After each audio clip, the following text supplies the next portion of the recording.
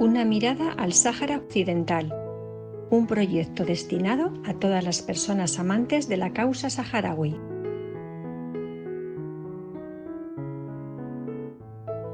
El 17 de junio de 1970 se producía en El Aaiún, capital del Sáhara español, una manifestación de apoyo a la presencia española en el Sáhara, a la que acudieron miles de hombres y mujeres saharauis ataviados con melfas y darrás, y en la que hubo también un desfile de tropas españolas. Al mismo tiempo, en el barrio de Zembla, se hacía otra de carácter festivo mucho más numerosa, en la que hacía por primera vez su aparición el movimiento liderado por Basiri. En ella, los asistentes entonaron cánticos patrióticos y consignas a favor de la autodeterminación. Muchos jóvenes recorrieron la ciudad con pancartas en la que podía leerse «El Sáhara para los saharauis». Tras unos disturbios con la policía territorial que pretendía impedir la manifestación y que ésta se acercara donde se producía la de apoyo a España, el gobierno mandó enviar a la legión con el resultado de varias personas muertas y Basiri, líder del movimiento de la vanguardia para la liberación del Sáhara, desaparecido. En el 50 aniversario de la masacre de Zembla, la Coordinadora Europea de Solidaridad y Cooperación con el Pueblo Saharaui, EUCOCO, y la Asociación de Familiares y Amigos de Basiri instan al gobierno español a que asuma la responsabilidad que le corresponde como potencia administradora e inicie un proceso para aclarar la verdad, identificar a los culpables y reparar adecuadamente a las víctimas. Hablamos de esta campaña con Jesús Garay, miembro de la Asociación de Amigos y Amigas del Pueblo de Saharaui de Vitoria y miembro también de la Coordinadora Europea de Solidaridad y Cooperación con el Pueblo Saharaui. Hola Jesús, buenos días, ¿cómo estás? Muy bien, Quique, ¿qué tal? Encantado de estar aquí con vosotros. Jesús, ¿cómo surge la campaña? ¿Qué fue de Basiri? Pues la campaña surgió, digamos que después de la conferencia EUCOCO, la 44 de EUCOCO, en noviembre pasado en Vitoria, donde se priorizó dirigirse al gobierno español, al nuevo gobierno español, para que, retomara, se responsabilizara de alguna manera, de forma oficial, de las consecuencias y de los actos de la colonización. Y en medio del confinamiento y de la pandemia, pues resultaba muy difícil, digamos, actuar políticamente y se pensó en aprovechar pues, este aniversario a nivel, digamos, de la coordinación primero española y luego europea. En un par de reuniones así se decidió. Desde luego, lo de Basiri fue una barbaridad, porque la dictadura franquista cometió muchos crímenes, pero quizás crímenes, como decía ayer María Boto, que el hecho de que una persona no esté ni herida ni muerta y que esté desaparecida puede ser quizás de los peores crímenes, ¿verdad? Pero, ¿por qué es importante que la campaña de unos hechos que ocurrieron hace 50 años se visibilice ahora? Bueno, es importante por varias razones. La primera es que uno de los argumentos fundamentales de los gobiernos españoles hasta ahora para no asumir las responsabilidades en relación con el Sáhara Occidental era decir que el tema estaba en manos de la ONU o de los organismos internacionales, por un lado, en términos diplomáticos, y que de alguna manera la responsabilidad de los hechos que ocurrían en los lugares, en los territorios ocupados, pues eran de quien ocupaba, ¿no? De Marruecos, ¿no? Y entonces esto es algo que indudablemente sucedió bajo responsabilidad española, donde tanto los militares y los españoles como los nativos en aquel momento tenían esta consideración de ciudadanos españoles y no hay manera de escapar de esa responsabilidad. En segundo lugar, porque desde hace 50 años no ha habido ninguna respuesta ni positiva ni negativa a los requerimientos sobre estos sucesos y, ha superado ampliamente pues cualquier límite para secretos oficiales y tampoco hay excusa para levantar la impunidad y investigar, etcétera, ¿no? Y en tercer lugar, porque como digo, era importante referirse a algún hecho concreto más que a lo general de las responsabilidades de España, etcétera, para que de alguna manera las fuerzas políticas y sociales pudiéramos de alguna manera presionar, ¿no? al gobierno. Y como digo, además, implicar a otras fuerzas sociales. Las desapariciones, los crímenes como la masacre de Zembla, etcétera, suceden en el franquismo y forman parte de la memoria histórica general. No solo es un tema saharaui, sino que es un tema más global que puede englobar a mucha más gente. ¿Qué apoyos ha tenido la campaña? Sí, ¿Por parte de quién? Sí, la campaña, como hemos dicho al principio, surge de la coordinadora española y Estado español y de la coordinadora europea, de la UCOCO, y inmediatamente pues se une la Asociación de Familiares y Amigos de Basílica, que es lógico, y luego se ha buscado, más que un número de firmas, se ha buscado una cierta calidad, ¿no?, en las firmas, por lo que decíamos antes de intentar implicar a otros sectores sociales. Pues hemos buscado gente que significativamente está muy relacionada con el tema de las desapariciones y se han prestado muy rápida y gustosamente, por ejemplo, Paco Lobatón, que bueno, es conocido a nivel europeo por su fundación Quién sabe dónde, Paco Echeverría, que también es un forense conocido por sus intervenciones en torno a la memoria histórica más cercana, María Boto, que es víctima, es hija de un desaparecido en América. Bueno, también Almudena Carracedo, es la directora de una película ganadora de varios Goyas, El silencio de otros. Y Arturo Peinado, porque él es el presidente de la Federación de Foros de la Memoria, ¿no?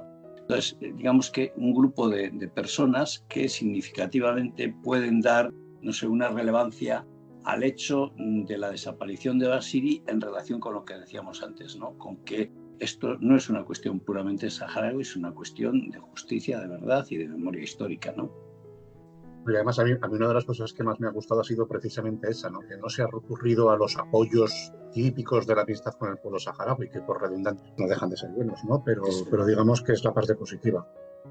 Sí, porque bueno, seguimos contando con la gente, ¿no? Luego quien ha participado directamente en la campaña pues han sido las personas y las asociaciones que han ido tanto en redes como pues de sus intervenciones concretas, multiplicando pues el eco de la campaña, ¿no? Y por supuesto personalidades pues que siempre suelen estar ahí, ¿no? Todos nos acordamos de Javier Bardem o de, en fin, de tanta gente, ¿no?, de Rosalén o de tanta gente.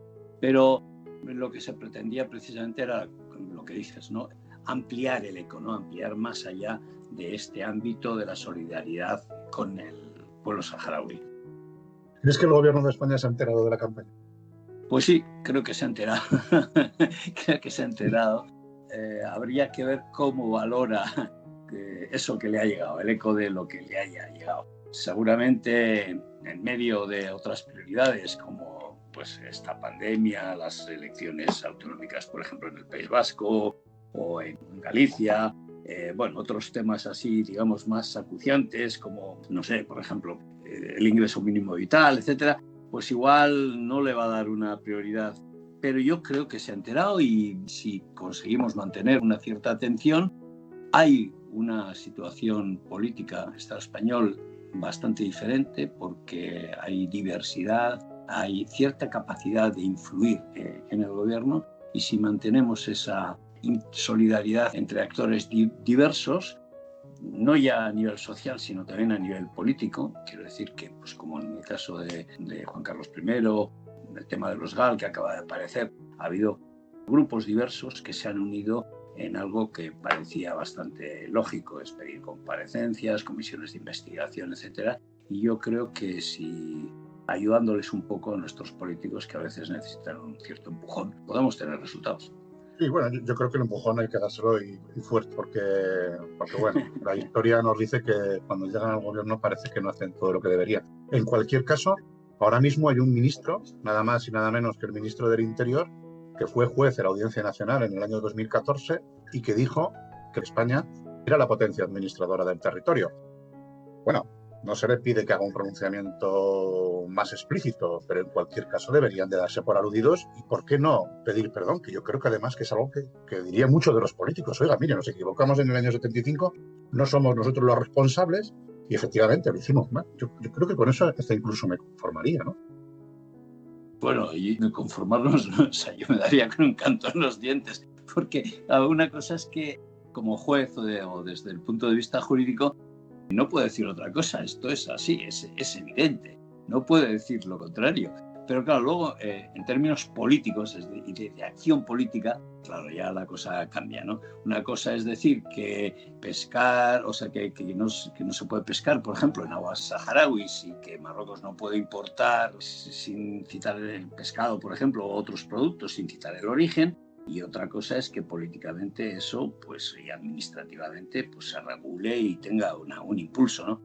Y ese empujón del que tú decías es al que yo me refería antes, no tanto para los partidos de gobierno, sino con los partidos que de alguna manera pueden en este momento empujar al gobierno, ¿no?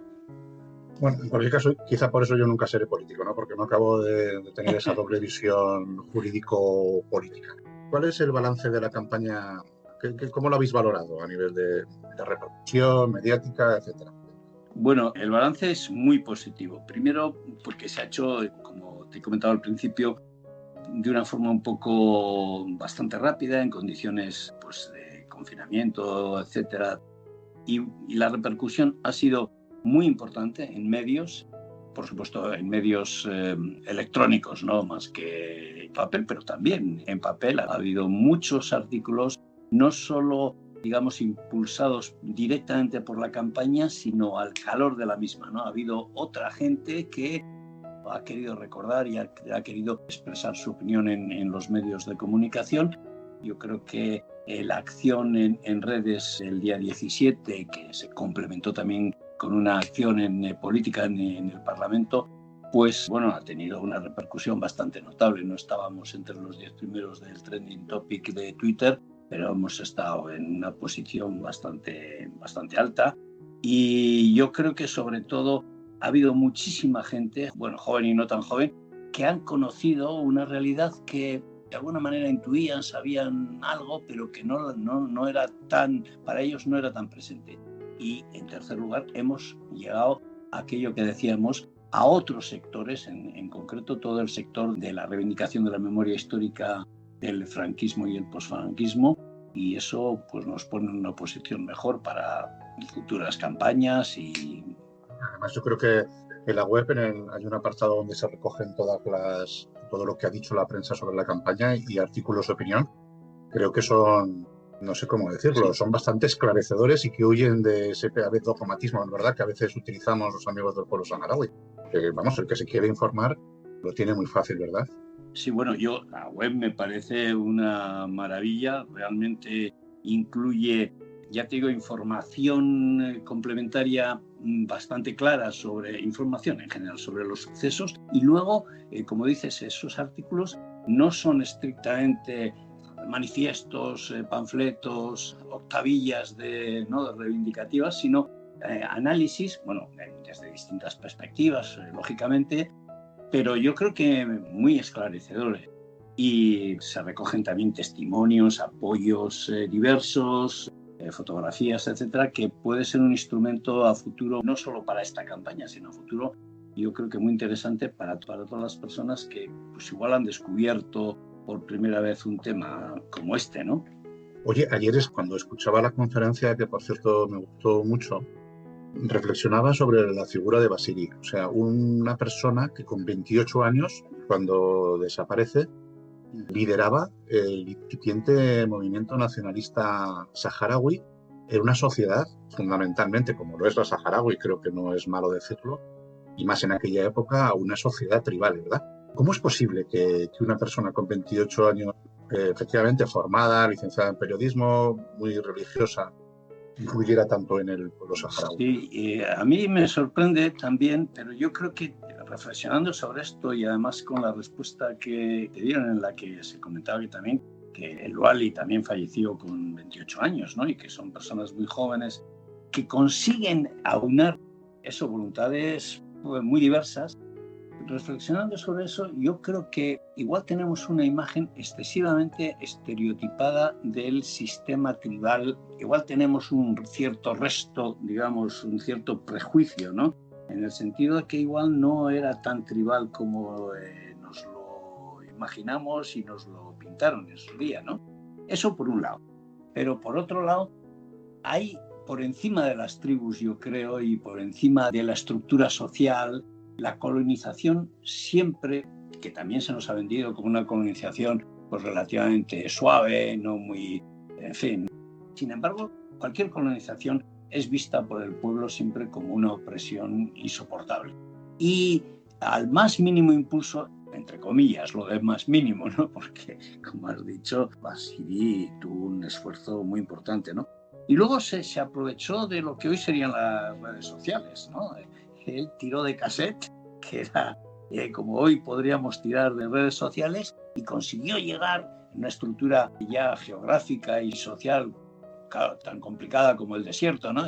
Para llegar a gente diversa, pues bueno, se aprovechó de eso y realmente consiguió llegar en muy poco tiempo. Eso es lo más sorprendente, no tanto que consiga unas distintas voluntades y esto, sino en tan poco tiempo a tanta gente tan diversa, ¿no? Pero bueno, es un mérito increíble, tiene una clarividencia política y una capacidad intelectual y un liderazgo, una personalidad, una capacidad de liderazgo impresionante, ¿no? Pues muy bien, Jesús, pues hasta aquí. Muchísimas gracias por compartir tus conocimientos y tu experiencia en la campaña y me quedo con una parte, que es que hay que empujar al gobierno y sobre todo a los amigos que apoyan al gobierno, que son para que mantengan viva la llama de la justicia por el pueblo saharaui. Muchas gracias, Quique, a vosotros. Un placer. Gracias por compartir este audio con tus amistades. Rompamos el bloqueo informativo. Ayúdanos a difundir la causa del Sáhara Occidental. Puedes encontrar más información sobre el Sáhara Occidental en nuestra web, saharaoccidental.es.